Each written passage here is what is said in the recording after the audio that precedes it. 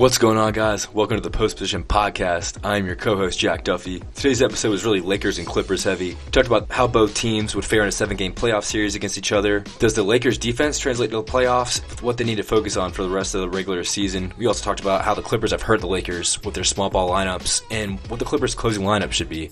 We also got a little bit off track with this. You are an ambiguous character, I'll tell you that. You were texting me like a week ago asking me if a muffin or if a cupcake without icing is just a muffin or something like that. This kid, man, I can't believe this. No, if a muffin with icing is a cupcake, would you agree with that, right? Yeah, we did get a little off track, but hey, let's get to it.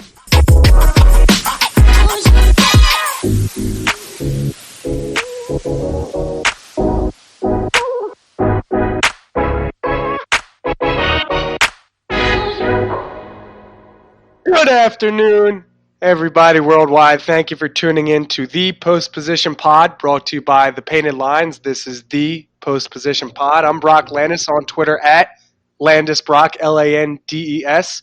And I'm joined by Jack Connell and Jack Duffy. Jack Connell on Twitter at Jack Connell, at Jack Connell TPL, JackConnellTPL, and Jack Duffy, JackDuffyTPL. This is PPP, Triple P's, Jack 1, Jack 2. How we doing today? That's a lot of letters to start off there. Great spelling by you. I love it. I mean, I'm doing great, you know. We're back in the basketball, back in the swing of things, ready to talk about some stuff. Duffy, what are you doing over there? So, beautiful day here in Charlotte. We had some ice/snow last weekend. Beautiful, 65 degrees today, sunny. So I'm driving in my car. Went to the gym, driving back from the gym, going to the car wash after I shovel food down my throat, and go to the car wash. I have all my windows down, and I'm in my car wash, and I feel dripping, just tons of water just start coming on to me. I see water dripping everywhere inside of my car, and I go to realize that I didn't close my sunroof all the way.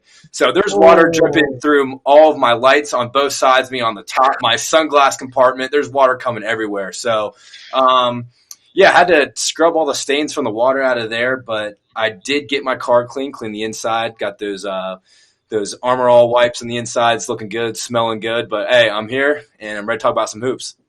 Well, you can't spell Jack Duffy TPL without an L. And as per usual, we're going to start with the hot or not meter.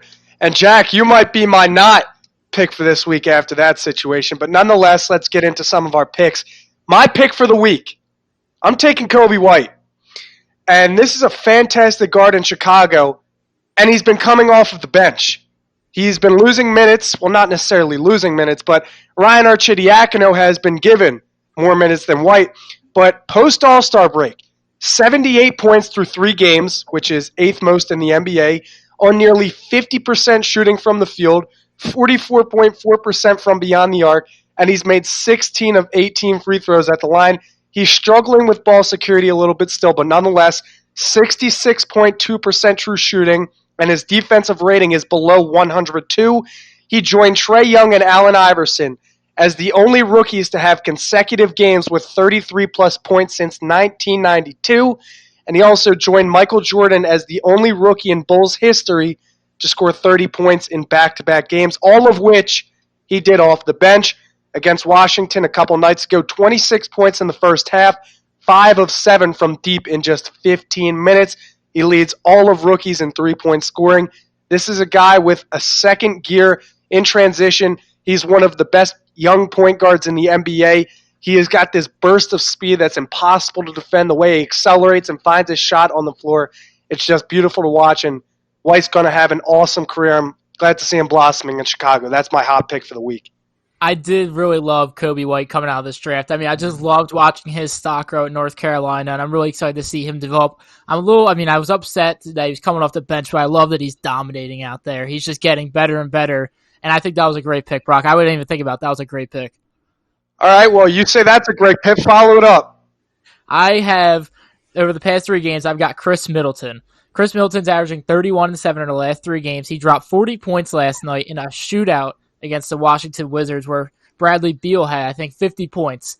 He's just been playing great. He's shooting incredibly. He's been a great second piece for Giannis all season long, and I just think he's fantastic. I think he's been playing great these last couple games.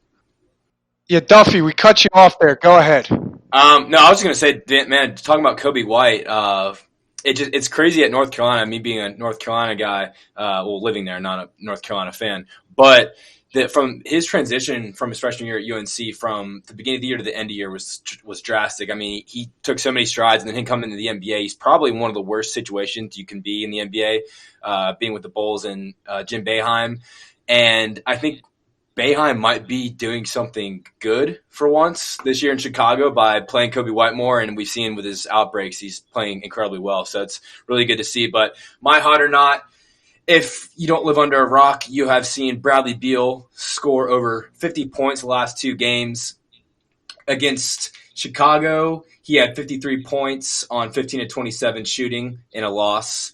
And last night against Milwaukee, he had 55 points on 19 of 33 shooting, 8 of 13 from 3, 9 of 10 from the free throw line. Over the last two games, he is shooting 57% from the field, 54% from three-point land, 90% from the free throw line on 30 attempts, and he's averaging 54 points per game. The Wizards have also lost both of those games, and that kind of just brings up questions for the offseason. Obviously, John Wall is going to be back from that torn Achilles, but there's going to be a lot of pressure on that front office to bring in talent because Bradley Beal is obviously very, very unhappy. You've seen him on the bench the last two games. He's distraught. He's agitated. He has absolutely no help. So one thing that's going to be a trend going into the offseason is this front office is going to have a lot of pressure on them to bring in guys in a very weak 2020 free agency class. So I think the Wizards will most likely overspend and get some bad contracts just to appease their stars. So definitely something interesting to think about into the future, and also opens up a whole Pandora's box of if is Beal really unhappy? I know him and John Wall are close, but there's definitely 25 teams in the NBA that would be waiting at the door in DC to have a chance to trade for Bradley Beal. That's a great pick. And this season, he's accountable for 35% of the Wizards' points, although his defensive rating is an atrocious 115.2. For the team, that is, rather. The Wizards have an offensive rating of 112.8 with Beal on the floor. Off, it's 105.8. So Beal improves their shooting. He's really their entire offense there in Washington, and it's unfortunate that this season there's really nobody that can create with him other than Jordan McRae, who is the second highest usage on the team. But Jack, a good pick there, and Bradley Beal, of course, thriving in Washington now. I wanted to talk about knots, and before I steal the thunder from Jack, because Jack Connell, I should say, picked a team, I'm going to dedicate this knot to the Memphis Grizzlies. But it's a little more complex than that. So, dear Memphis, Brock Landis' not pick is you. And here's why. Ja Morant, post-All-Star break, has a 96.8 offensive rating.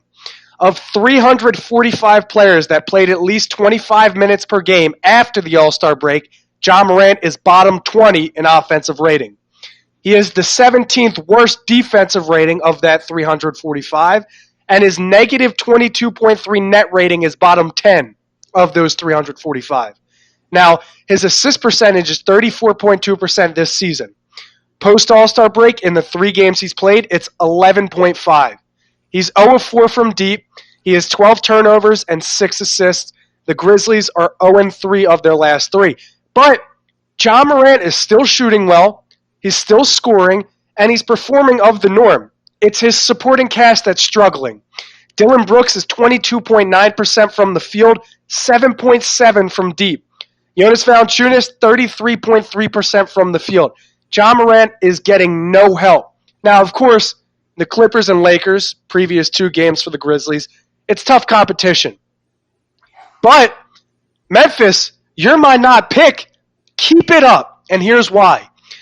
You could watch Ja Morant and company, provided they maintain the 8 seed, play the Los Angeles Lakers, provided they maintain the 1 seed, or you could watch a scorching hot New Orleans Pelicans team, thanks to Zion Williamson, play the Lakers, which is must-see TV.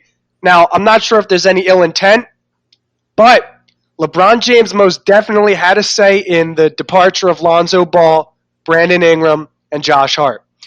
So there's incentive for those 3 in that series. And did I mention Zion Williamson, who's electric and at this rate will run away with Rookie of the Year. So Memphis, you're my not pick of the week. But that may not be a bad thing. if you're in Memphis, of course it is. If you're a fan of the Grizzlies, yeah, sure. But for an NBA fan, keep it up. Because I think I speak for a lot of people in saying the 1 overall Lakers against the 8th-seeded New Orleans Pelicans would be must-see TV. Yeah, I think I agree. The Grizzlies have one of the Grizzlies have one of the most difficult schedules for the rest of the year. So I think, as opposed to the Pelicans, who have one of the easiest schedules. So I think it's going to it's not written in stone yet, but it's very likely that this Pelicans team is going to beat that Memphis team for that 8th spot. And also, if you think about this Grizzlies team, of a lot of young guys, that rookie wall that Ja hasn't really hit yet, which is impressive. Zion's not going to hit that because he's only going to play maybe, a third of the year, maybe 2/5 of the year. So I think this Grizzlies team is going to keep spiraling down. But Ja Morant is going to run away with Rookie of the Year, I think, unless Zion Williamson completely lights the world on fire and they go on a massive winning streak. But I still think that if Joel Embiid can't win that Rookie of the Year during his first season he played, then I don't think Zion can this year. But it is crazy that the Grizzlies kind of slipped a little bit. Then again, like you said, Brock, it's been against the Clippers and the Lakers, so very tough competition.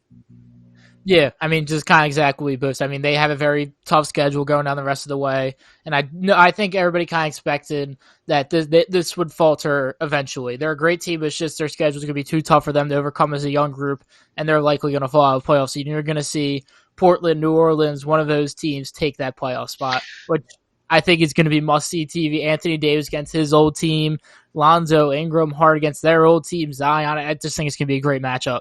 So my question to you guys is, real quickly, and you can give me just a quick 1 or 2 sentence answer. I laughed at people that said Zion Williamson was going to win Rookie of the Year just a couple weeks ago. I mean, Ja Morant seemed like the clear-cut favorite. But if the 8th seed Grizzlies, led by Ja Morant, on a 3-game losing streak, fall out of playoff contention, and the New Orleans Pelicans, who have been bottom 4 in that conference for essentially the past month and a half, if they're propelled to the playoffs in the 8th seed, and it's courtesy of Zion Williamson, does that make him the clear-cut favorite to win Rookie of the Year? Jack, you kind of touched on it a little bit, but I'm curious to know in a 1 or 2 sentence answer, is that possible, and if so, why? It's tough because most times Rookie of the Year isn't really determined on your team's regular season record, but one thing that GMs around the league said before the season started this year was that Zion was likely already a top 20, 25 player in the NBA, and he's obviously playing like that right now.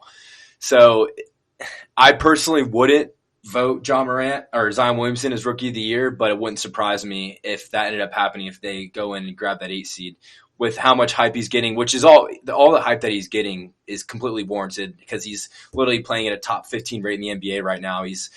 Defenders know exactly what he's doing, and he's still getting whatever he wants. They know he doesn't finish with his right hand, but he still gets to his left hand and finishes over some of the best shot blockers in the NBA. So what he's doing this year is absolutely insane.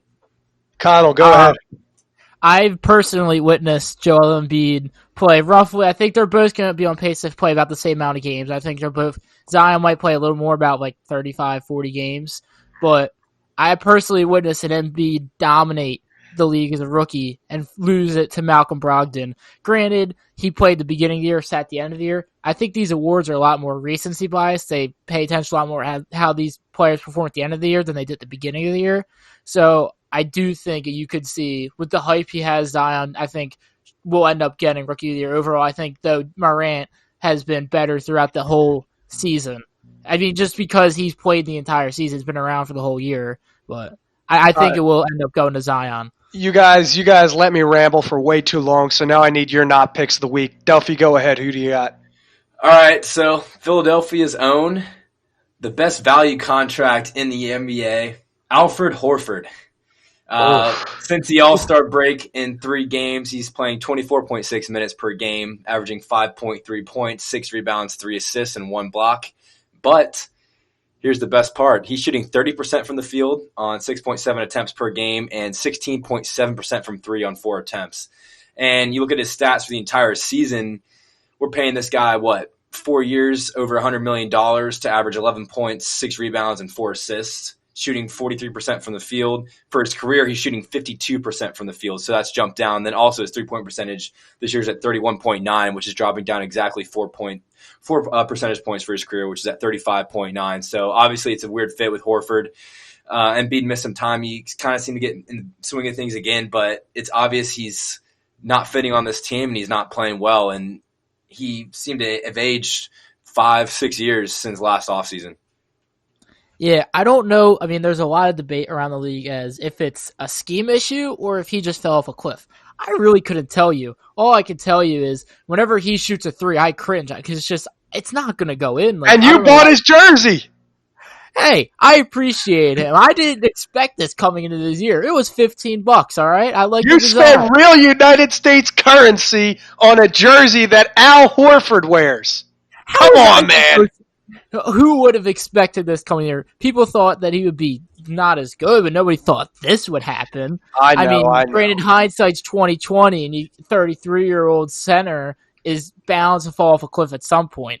But the only good thing is his contract's front-loaded. So, granted, he will be making less money as he goes on. It might be only $3 million less, but it's a lot more than him making more money as he gets older. But and he has a player option, I'm pretty sure. I don't think he does, but it's just miserable. It's really just tough to see. And you would think that a lot of people thought him going to the bench and fix things didn't really do nothing at all. And it's just really upsetting to see. You hope. And now with the Simmons injury news, it just seems like it just keeps getting worse and worse for Philadelphia. You just want to wrap it up and call it a night at this point. Yeah, no more raining on the parade for Al Horford. Connell, I need you to tell me you're not pick of the week. Who do you got? I got, like you mentioned, the team. I got the Miami Heat. Interesting. Since February 5th, they are 2-6 with losses to the Clippers, the Kings, the Trailblazers, the Jazz, the Hawks, and most recently the Cavaliers. Ooh. They have been faltering, and it has just not looked good. They have struggled since the All-Star break, with their only win being against, again, the Cleveland Cavaliers in a home-and-home series. It's just Jimmy Butler has been getting majority of his points from the free throw line. He's been relying on it the most his entire year. Andre Iguodala's been okay. It's just, I don't know. I mean, it might just be the midseason blues, or maybe it's just starting to hit him a little bit. But they have not been good these past couple of weeks. I mean, Bam Adebayo has been great, but I mean, Jimmy Butler, I mean, he's an all-star, but he's been averaging, I think it's 19 points. He's getting 6 or 7 at least from the free throw line, the most of his career. I mean, if your all-star is only getting 12 points a game, I mean, even Al Horford's getting 12 points. There's definitely a weird combination of talent on Miami, but the youth is experiencing the rookie wall, and namely that's occurring with Ty Hero, and he was responsible for a lot of that Miami offense. And, of course, Jimmy Butler was struggling, namely in the months of December. January, he wasn't doing too well after the Christmas break. So Miami is starting to falter, and Jack, I really like that pick. But Duffy, Jack, let's move on to the next topic, and this is going to be more news, of a... actually. What's that?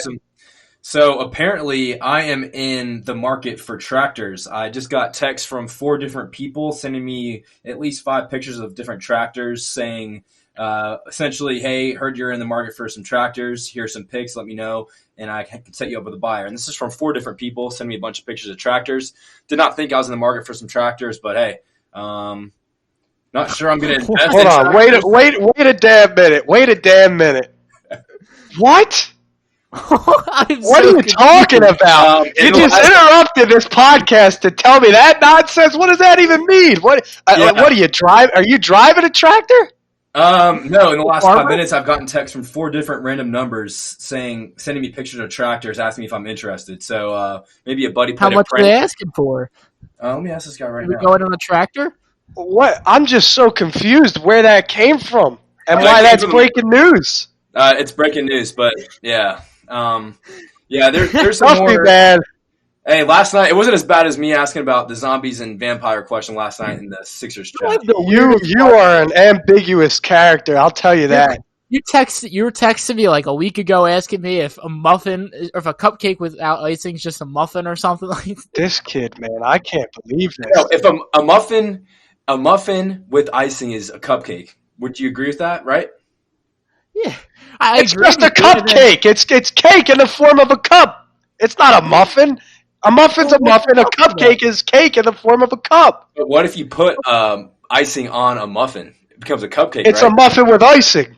Oh man, if you think about in big picture what the concept of a cupcake is, it's sweet like cake with icing on the top. Well, you know what? I let you do that thinking for me because it'll hurt my brain if I have to think about it. So let's talk about basketball, something that I actually like to think about, and the Los Angeles Lakers and Los Angeles Clippers, because the Western Conference standing is shaping up to be a battle right now. And the Los Angeles Lakers, 43-12, remain in first place, and the Clippers, 38-19, are comfortable in third place.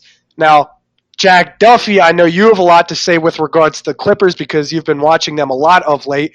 So I was curious to know what you guys thought about potentially the Clippers' lack of size, maybe fourth quarter lineups that both teams can deploy, how they match up against each other if they're pitted in a 7-game series, flexibility options with their lineups.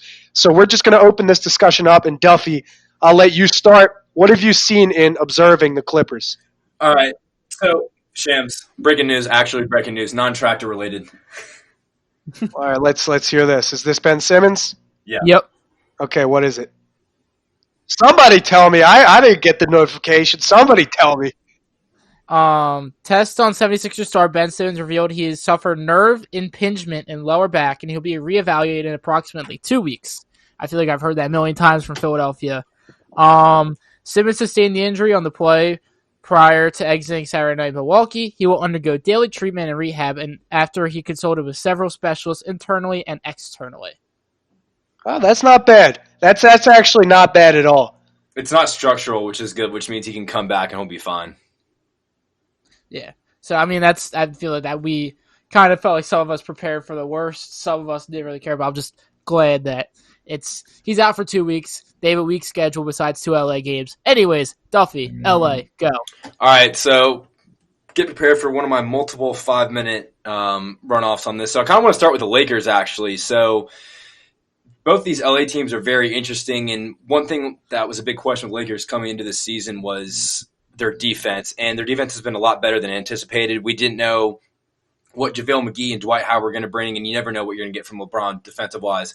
But what you have to think about is how this defense translates to playoffs, and one thing that the Lakers struggle to defend against is smaller teams. You see the Clippers with Patrick Beverley, Lou Williams, Landry Shamet, Paul George, Kawhi Leonard, Marcus Morris, and J. Michael Green. They run those small ball lineups, and then also Houston's small ball lineup being Russell Westbrook, Robert Covington, James Harden, PJ Tucker, and Eric Gordon. So essentially what these teams have done is they've run JaVale McGee and Dwight off the floor, and so that's forced them to play Anthony Davis at the 5, which is poses a lot of problems for them because they can't really play small as well. And so I think one of the things for the Lakers for the rest of the year is their goal and priority should be learning how to go in small ball lineups, especially on defense, because when they're playing big, they're one of the best teams in the NBA. They might be the best team along with Milwaukee.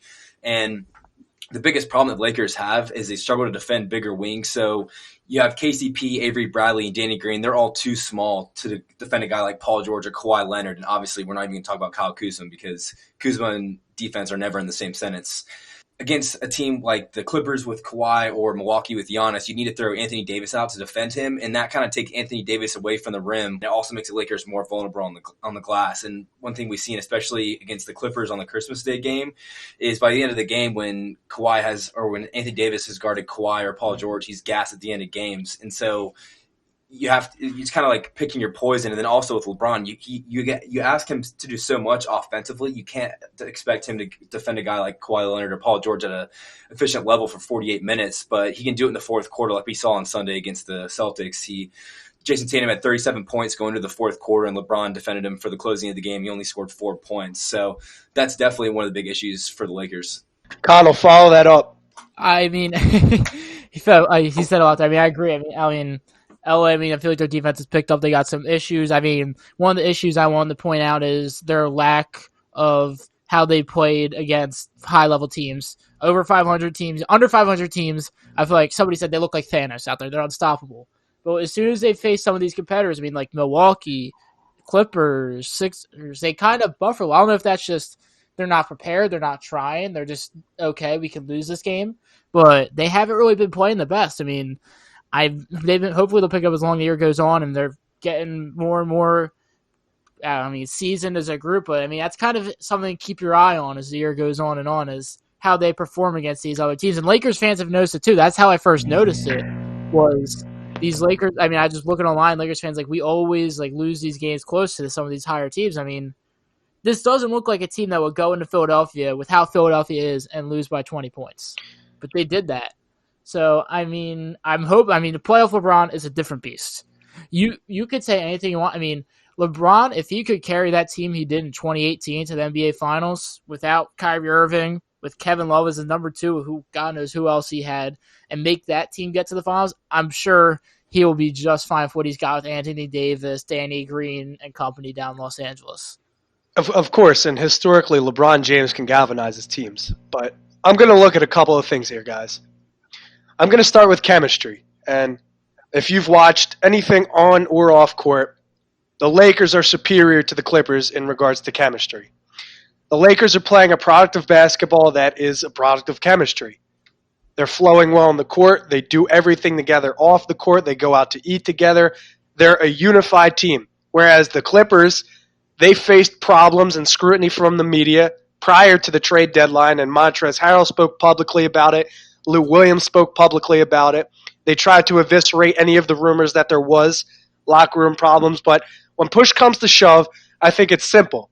You've got guys that are being carefully load managed and guys that have played and want to continue to play regular season basketball that carries into the playoffs because you have more cohesion, there's better chemistry and understanding of where to be on the floor. It's something that Philadelphia has struggled with too. The understanding of what to do with pace, what to do where I am on the floor, when who has the basketball, what should I do off ball, things of that sort. So in my opinion, the Lakers have better chemistry, which usually translates well with playoff basketball. But there's other factors, of course. When I look at the bench, for the Clippers, they have the most bench points per game, the most bench free throw attempts, and the most rebounds per game off the bench. For the Lakers, however, when they go to the bench, it's a completely different team, and they've done something interesting where they stagnate minutes between Anthony Davis and LeBron James in the second half. In the fourth quarter, LeBron James is playing nearly 9.5 minutes, whereas Anthony Davis of late is playing less than 5 minutes. But Davis is being tasked with playing the entire third quarter. Now, when the Lakers go to the bench, and keep this in mind, they have an offensive rating of 113.3. When they go to the bench and Alex Caruso comes on the court, or Quinn Cook comes on the court, or Troy Daniels, Jared Dudley, even Kyle Kuzma, Rajon Rondo, their offensive rating takes a serious hit. That 113, when Rondo's on the court, decreases. It's down to 109. When Alex Caruso's on the court, it drops to 111. Quinn Cook's on the court, it drops to 109. So when the Clippers go to the bench, they're so much deeper than the Lakers. And in a playoff series, when rotations are shortened and players are on shorter leashes, I think, yeah, it could benefit the Lakers having such a shorter rotation, but at the same time, I don't know how they're going to match up with the Clippers for an entire series, right? Because I just think the Clippers have too much bench depth. And when you talk, Jack, you said earlier, the Clippers, they're a great roster, but the Lakers probably have 2 of the best 3 players in the court, 4 players in the court at one time, which is right. But think about this. If a team is neutralizing Paul George, then that means their second best defender is probably on George. The first would go on Kawhi Leonard. You then have to worry about Lou Williams, who's one of the most nifty creators in the NBA, Landry Shamet, who's shooting over 40% from beyond the arc, Montrezl Harrell, who has an offensive rating around their team's average, but in the pick and roll is one of the best big men in the NBA, a ferocious rebounder, and he's tenacious on the offensive glass. I mean, there's endless options. Marcus Morris really spaces out the floor, whereas for the Lakers, there's a significant drop-off, and there's no solidified third scoring option. It's been Kyle Kuzma at times, it's been KCP at times, it's been Danny Green at times, but there's no third solidified scoring option. And I think that's really problematic for this Lakers team. So, of course, they acquire Markieff Morris, shooting almost 40% from beyond the arc. He could spread the floor in a way that Dwight Howard and JaVale McGee can't, which is going to bode well for Anthony Davis, especially when teams go small. But I just don't think the Lakers have enough firepower in a 7-game series to beat a team like the Clippers. I just want to make one mention of also that I kind of want to talk about. There was a lot. I mean, I wanted to hear you guys. I want you guys to answer this. What did everybody feel was the one need the Clippers were going to go after at the trade deadline / buyout market? A big. right? Yeah, I agree. Yeah. Yeah, and that I have some points to back that up of why the Kings are 5 without that. But yeah, that was definitely they had a hole because when Zubac is on the floor, they're fine, but when they put Harrell in there, they just get ousted on the rebounds and with their interior protection as well. Yeah, but I mean, like we said, Andre Drummond was available. Granted, the salary was very immense, but I feel like you could have worked something out. Pennies on the dollar, he got shipped out for. That's kind of, I mean, Tristan Thompson. We haven't shown any word or anything if he's going to get bought out at this point. There was really no big man on the market. There was some available. They could have made a move for one, but they kind of just stayed pat. Well, And I here's feel like why. that's something- 632 offensive rebounds, fourth most in the NBA this season, and over 2,700 rebounds total, second most in the NBA this season. So if it's So tell not me broke, this. why fix it? But if you got you plan for your best matchups. If you got Anthony Davis in the Western Conference Finals and LeBron's throwing him down the post, who's defending him? So- You can't. Ivica Zubac has a fouling Well, problem. well, here's where I came prepared, and you guys Oh, always boy. know I come prepared. Oh yeah, I got some Oh, stuff to back boy. you up too, Brock. Anthony Davis has the third most post-ups in the NBA, but 233 of his 1,200 plus points have come in the post. 18% of his point production is in the post. So, yeah, he posts up frequently, but his entire game is not predicated upon post play. And I think the Lakers can rotate defensively, but the Clippers have more flexibility defensively because Anthony Davis can be defended by Kawhi Leonard for some possessions, Paul George for some possessions, Montrezl Harrell for some possessions, Zubac for some possessions. So the Clippers are going to throw a lot defensively at Anthony Davis. And like I said, the Lakers don't get better when they go to the bench. So Anthony Davis can't play 40 minutes a game in a playoff series for 7 games. Whereas the Clippers, they have different flexibility where they could just throw different guys at that 5 position and compensate elsewhere. So here's what I was talking about earlier is basically LeBron's not going to be guarding Kawhi or Paul George for the whole game. And when they've played the Clippers, it's been AD guarding one of those two guys. And the games where the Lakers have played the Clippers this year, they still have 2 more matchups remaining. The last one will be on April 9th, which is probably going to be a game where the Lakers already have that 1 seed secured, so LeBron and AD most likely won't play. But one thing that the Clippers have done when they play the Lakers is they bait Anthony Davis into one-on-one post-ups. And what they've been doing is they've been sending late doubles. So they force him to pick up his dribble, and that's been forcing him into contested mid-range jump shots, which are like fruitless possessions.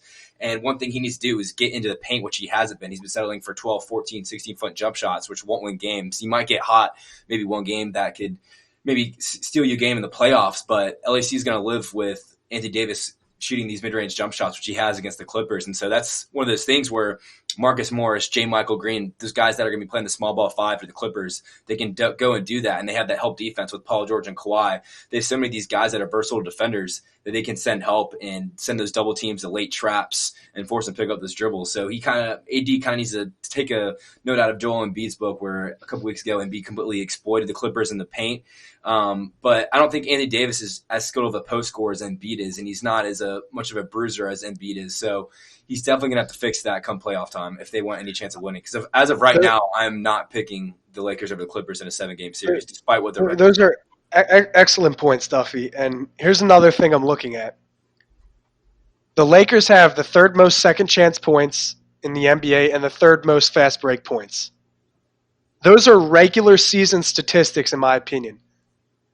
Teams become far more disciplined in the playoffs. The pace becomes a lot slower, and teams are relegated to running a half-court offense much more often.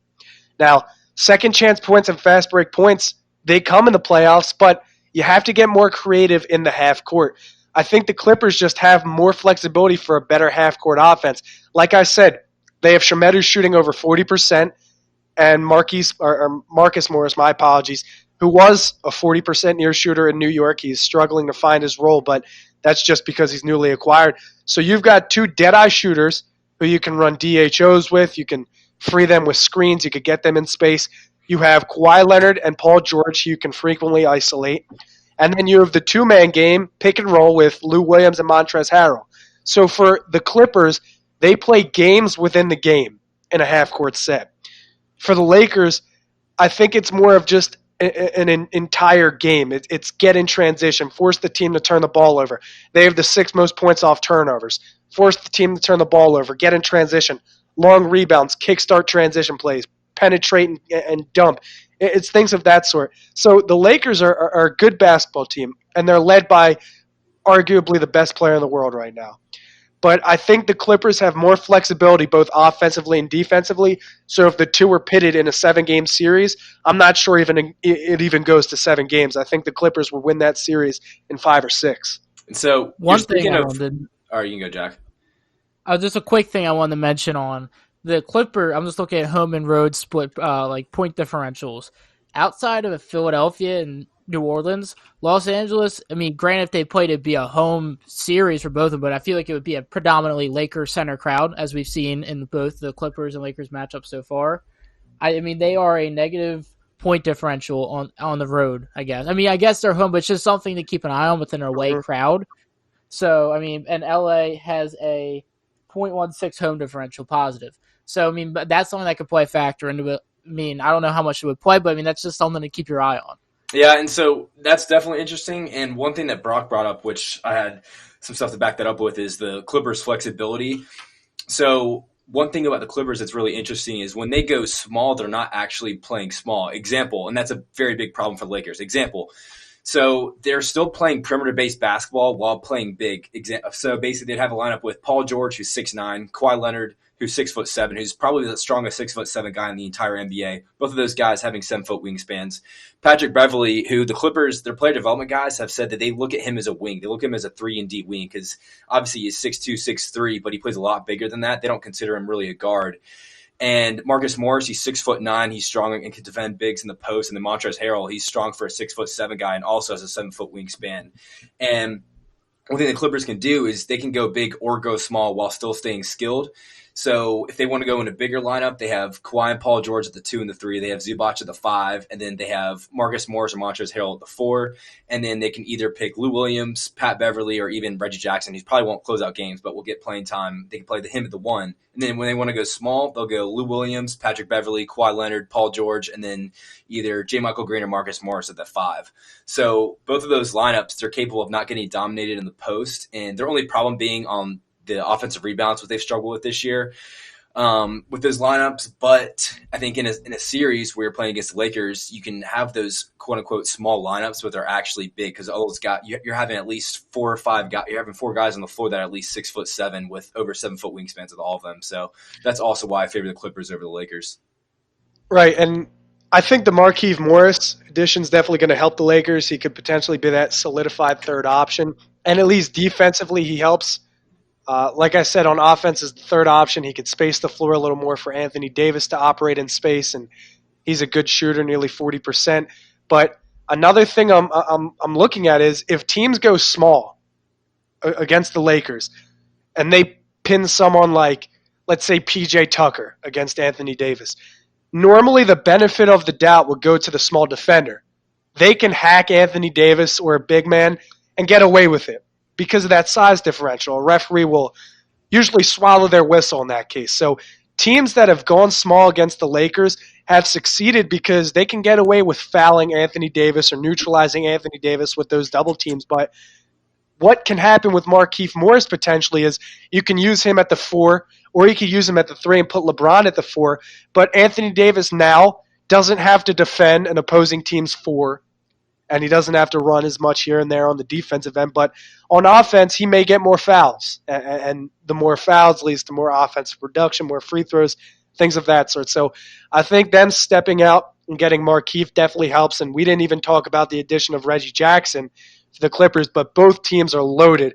Now, I just wanted to look at the Western Conference because everything doesn't go according to plan. The higher seed doesn't always win the series. So 1 through 8 right now is Lakers, Denver Clippers, Houston Jazz, Thunder, the Dallas Mavericks, and the Memphis Grizzlies. You've got the Portland Trail Blazers, 26 wins, 2 games behind the 8 seed. The Pelicans, 25 wins, a couple of games back. And the Spurs and Suns, 24-24 respectively, Kings 16. Now, if I had to predict who gets that 8 seed, I would argue it's Portland, just based upon their roster, and when Damian Lillard is healthy, I think that team is extremely dangerous. But I wanted both of you to pick one team of the 10-plus teams I just mentioned that would be sneaky in the playoffs. Now, of course, you're not going to pick Denver or the Clippers, the Lakers, the top three teams, but outside of them, who's one team that's going to make the playoffs in the West, in your opinion, that would be a sneaky seed? That's not necessarily a sexy pick. It could be the Thunder, it could be the Grizzlies, potentially the Rockets. Who do you think is that sneaky team this year?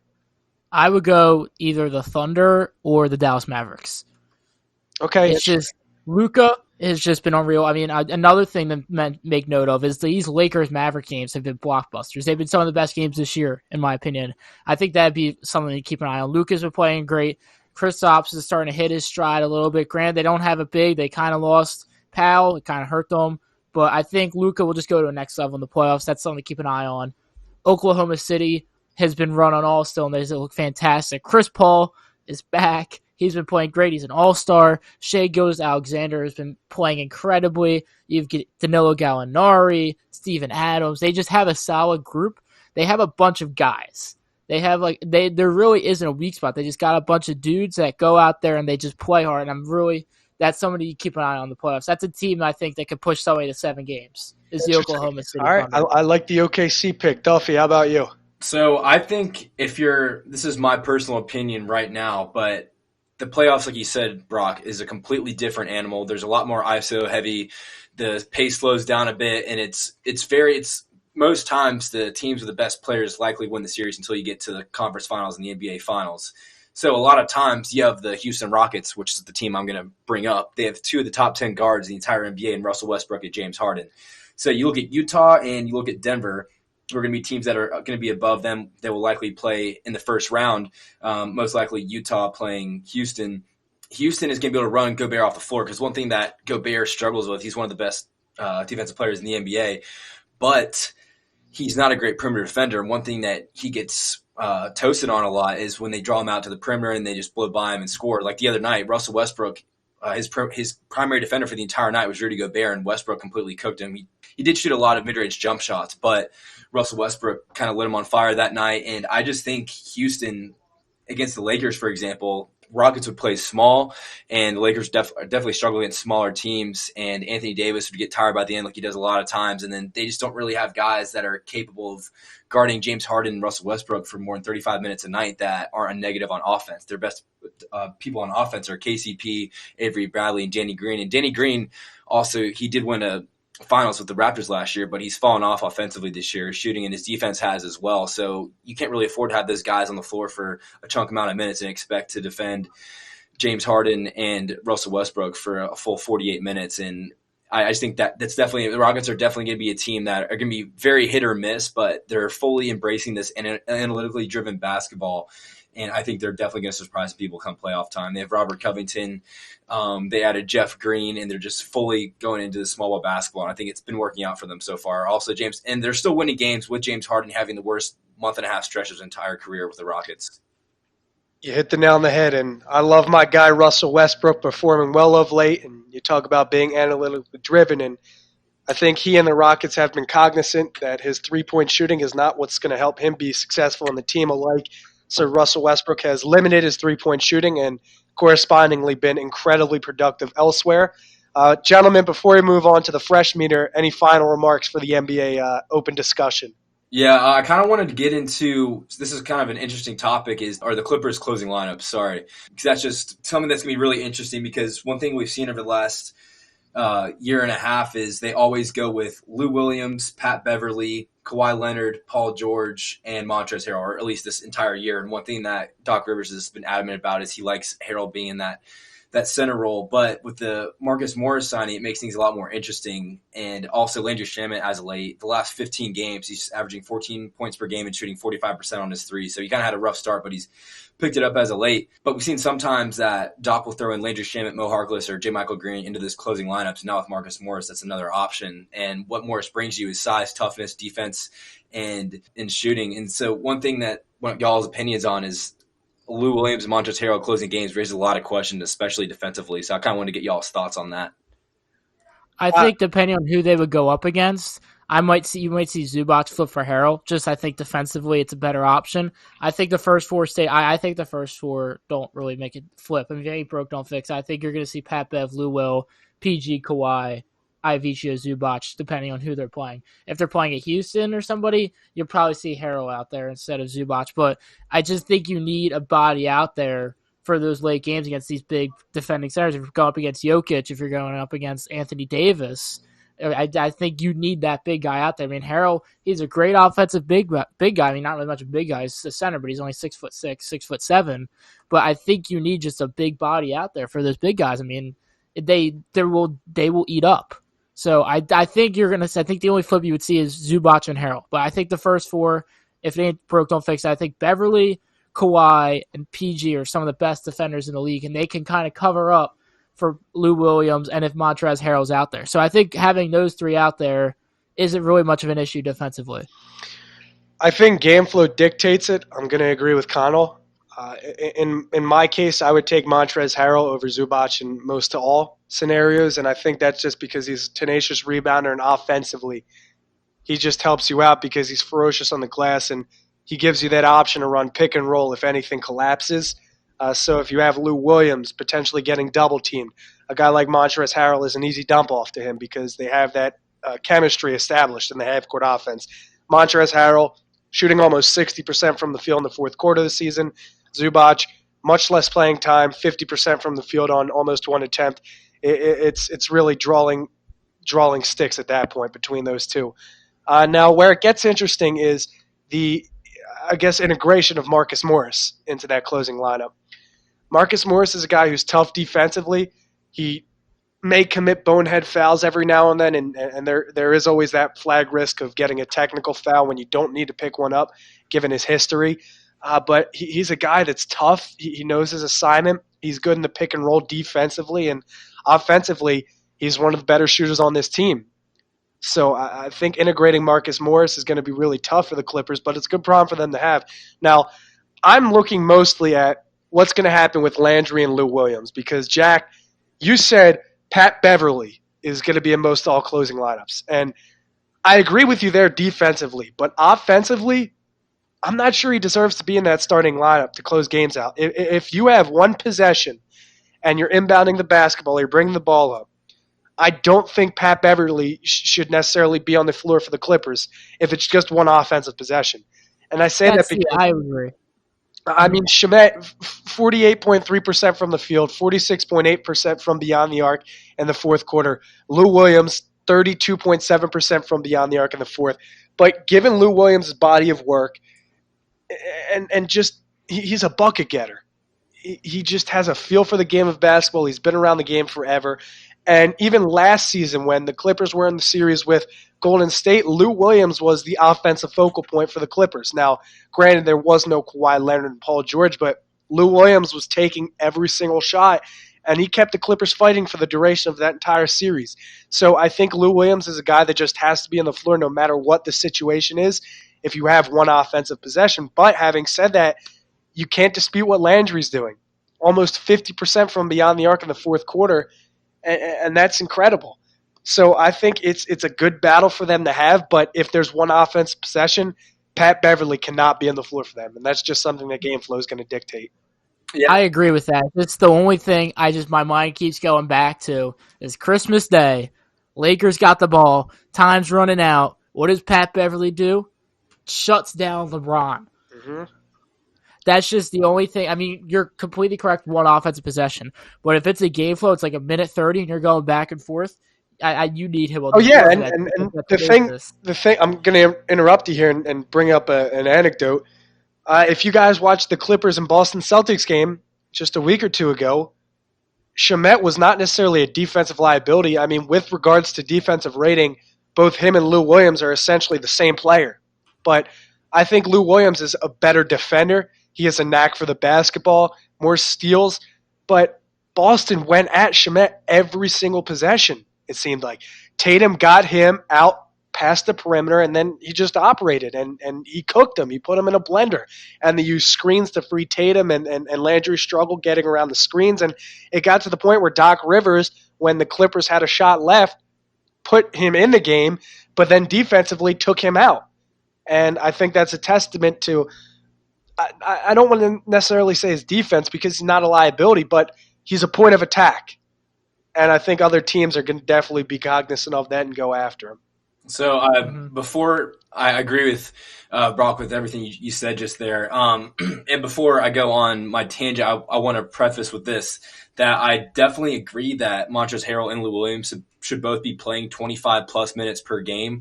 My only problem is them closing out games, specifically the last 6 to 8 minutes in the fourth quarter. And so my one thing about Lou and Trez is they don't defend at a high level and they don't help you on the glass. One thing, if you look at advanced stats for the Clippers, is when Zubac is off the floor and Harrell's on the floor, they get out-rebounded at an extraordinary rate. And while they do kill teams with their ball screens and their pick and roll, they're one of the best pick and roll duos in the NBA. Defensively, they pose a lot of problems.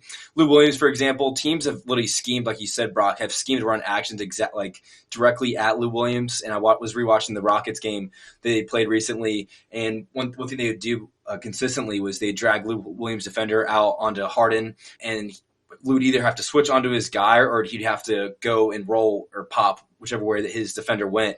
And one thing about Lou is his defensive instincts aren't that great, and we've seen that a lot of times against, like I just said, Houston and Boston, that his defender goes out and gets switched onto Harden, or he'll have to adjust and fight through the screen and either pop or roll, and just his instincts aren't fast enough. And then on the other hand, Montrezl Harrell he's an okay rim protector and a decent rebounder, especially offensively, but on defense, he poses some problems there, and he gives up a lot of size in the post, and he's great against 20 teams in the NBA. He's an all-star against 20, 25 teams in the NBA, but against those top 5 teams in the NBA, he's struggled all year. And going back to Lou Williams, is one thing last year is they needed Lou Williams on the floor at all times despite his defensive limitations. And now this year with Paul George and Kawhi Leonard, they don't necessarily need that. And That's right. so now you have two guys. Your offense is always running through Kawhi and Paul George. That's how it always works, especially in a playoff series, because they can be the best guys on the floor and they can switch and attack those mismatches more so than Lou Williams can. And now instead of having Lou Williams on the floor, Pat Beverly and Landry Shamet are more valuable. They're floor spacers that don't necessarily need the ball to be beneficial on offense. They're spot-up shooters. They can run around. And there's also another thing you talk about is – with Harrell is against a team like Utah or Denver, Zubac will probably be in there closing those lineups. But against smaller teams, I won't even have Trez out there. I would probably go with Marcus Morris or J. Michael Green at the 5 because basically Montrez, when he gets out onto the perimeter, he just doesn't have the lateral quickness or the defensive ability to be able to switch onto those guys and the IQ. So that's kind of just one of those things that you have to think about. And when Lou Williams gets beat, you don't have an elite level rim protector when he gets beat on those drives. And Marcus Morris and J. Michael Green are decent, but I'd say like against Denver or Utah, you definitely have to have Zubac in there. And so like my alternative to that is against smaller teams, you have Marcus Morris or J. Michael Green at the 5, and then you have Kawhi and Paul George at the 2 and the 3, or the 3 and the 4, and then you run Pat Beverly and Landry Shamet. And then against bigger teams, you can have J. Michael Green at the 5, Marcus Morris at the 4, Kawhi at the 3, Paul George at the 2, and then Pat at the 1. And if Landry's hot that game, you throw Landry in there and then have Kawhi and Paul George get the ball most of the times. But one thing we've seen consistently is they've lost games because they can't get defensive rebounds. And that's kind of one thing that struggled with Harrell on that team. So it's just definitely something interesting to think about because they have such a deep team that they're never going to struggle for the first 40 minutes of the game. It's always going to be those last 8 minutes. So what Doc Rivers does for the rest of this year and going into the playoffs is definitely something that we're going to monitor. It's really interesting. All right, Duffy, you said your piece. It was brilliant. Connell, you got any final remarks for me? I think Duffy kind of said it perfectly. I mean, I kind of said my piece. I think Beverly, you have to keep under the point guard for defensive reasons. If it ain't broke, don't fix it. Him, Lou Will, Kawhi, Paul George, and then depending on what you need, Harrell or Zubac. All right, very nice. Let's move on to our final segment, the Fresh Meter. This is usually our most fun segment because we get to pick our favorite players league-wide and the nicest fits for the week. Now, I struggled. I picked multiple guys, and I'll pay homage here to a couple of Duffy's boys out in Charlotte. You have Devontae Graham, who on his birthday had a tough fit. Oh, yeah. Really nice shoes, black-on-black outfit with a Louis Vuitton belt. Nice chain around his neck, neon vest, white beanie, shades on in the locker room, feeling like money. Terry Rozier, off-white flannel with a nice print on it. Both of them looked fly, but listen, Tsunami Poppy, Kelly Oubre, he's taking the cake this week. A plain, simple black Supreme hoodie. It's got nice text, though, blue white, yellow text. He's got checkered plaid print pants. It's black, red, orange, white, couple of colors going on there, and a stone cold almost chain around his neck, couple of bracelets on his wrists. Kelly Oubre, he's always got the best fits league-wide, one of my favorite players because of how fresh he looks on and off the court. So my pick for the week, fresh meter, Kelly Oubre, baby, Tsunami Poppy. Dude, one thing that's crazy about Oubre is he's a Converse guy, and he's still pulling off all these fits with Converses on, which makes it even more impressive. I know, right? Because Converse, I don't know how he gets that creative. Converse, it's almost like a one-dimensional fit. That's a good point you raise. That's one thing I've literally talked to my roommates about all the time, and it's just crazy. Like both times he's come to Charlotte this year, it's literally he's walking in with this crazy fits, and somehow Converse's rock with it, which is impressive. He even hoops it. He does summer runs in Converse too. Yeah, and in games too. In them. Yeah, dude, it's insane. Also, just some news to point out there if we want to talk about it. Steph Curry's back Sunday against Washington. Is he actually, or are they blowing smoke? Announced it. Okay, well, kudos to Steph Curry. I don't know. That doesn't sound like a smart decision if they're tanking for the first overall pick. But hey, if Curry wants to play, you can't deprive him of that. Mm-hmm. Anyways, Duffy, do you want to go with yours or do you want me to go with mine? So I'm going to go with mine first. I'm going with a player that most people probably haven't heard of before. I know y'all have probably heard about it because I've been covering him. But Dwayne Bacon, he's always on league fits. He's the best dressed Hornet. He's one of the best dressed guys in the entire league. The other day he was wearing the Nike Dunk Lows, the off-whites, the pine green ones. So they're the green and white with the orange laces. Those boys sell for, I think, definitely over $700. He's always looking fresh every single night. His outfit combinations he never wears something that looks close to the same ever. So if you just go on his Instagram or go on to League Fits, you'll see tons of Dwayne Bacon. But not really my top pick of the week, but this is kind of funny. Saturday night against the Brooklyn Nets, I was rocking my Jordan 4 Black Cats with some Jordan joggers, and I had this jean jacket on, this denim jacket on, and I go into the locker room after the game, and Malik Monk's rocking the Black Cats, and Caleb Martin's rocking the Black Cats, and I look at Malik and Caleb, and we all just start laughing because this white media guy is rocking the same shoes as them, so that was kind of a little funny moment last weekend. I got three. Two of them aren't NBA, but two of them aren't basketball, but they happened this weekend. I wanted to make note of them. Deontay Wilder and Tyson Fury. Okay. Did you guys see the fight? Oh, I watched the fight. My boy, I was telling everyone about Fury, and no one, literally, I was with 12 people watching this fight, and all 11 of them was going for Wilder, and I was like, watch my boy Fury. He's about to go off. No, I'm not a big boxer. I was like, I'll go root for Wilder because I've seen some stuff on Instagram with powerful punches. That man's got the legs of Kevin Durant, let's say first off. But he had Deontay Wilder had like this samurai suit with like glow-up eyes. You would think it was WWE going on, but I loved it. He had that. He's getting walked out to some music of some live performance. I couldn't hear it. I didn't know what it was playing. I was in Buffalo Wild Wings, so I don't know what was going on with the music wise. I just saw it. It looked cool. And Tyson Fury, the Gypsy King, comes out being paraded by women on like this little float on a yes, sir, on a royal chair with a crown, and it's just a cape, like the whole like royal cape thing going on. Absolutely incredible. Classical music blaring. I just thought that was incredible. I'm just sitting there like, what am I watching right now? I don't know what it is, but I love it. But I thought that those are my two non-NBA outfits.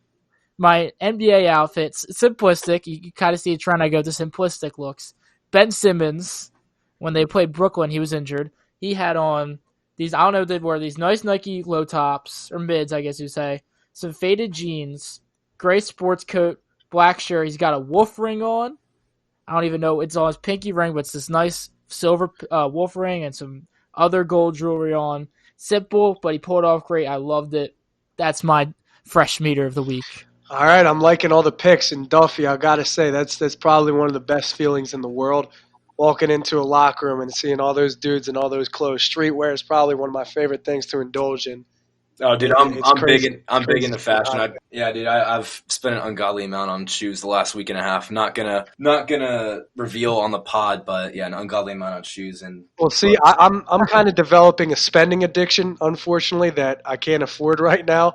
It's not even a spending addiction, but I've just started to buy some clothes, And it's like I'm buying all Nike because Nike is higher end than what I normally wear, but it's lower end than the high end stuff. So right now, all I'm rocking is Nike, everyday Nike pants, socks, shoes, shirts, hoodies. It's all Nike right now. My outfit is currently in crisis mode because my streamline of jerseys have been put on hold because of the coronavirus from China. Yep. So I got a Norvell Pell City jersey just waiting across the ocean for me for God knows how long. All right, well, we just hit the 1 hour mark, so I think that'll wrap it up for the post position pod. I think, guys, we definitely had a lot of fun talking basketball today, and we got to talk about West Coast for a change, which was nice. So if you were tuning in, we appreciate you. Be sure to check us out weekly on Apple Podcast. And again, we appreciate the support.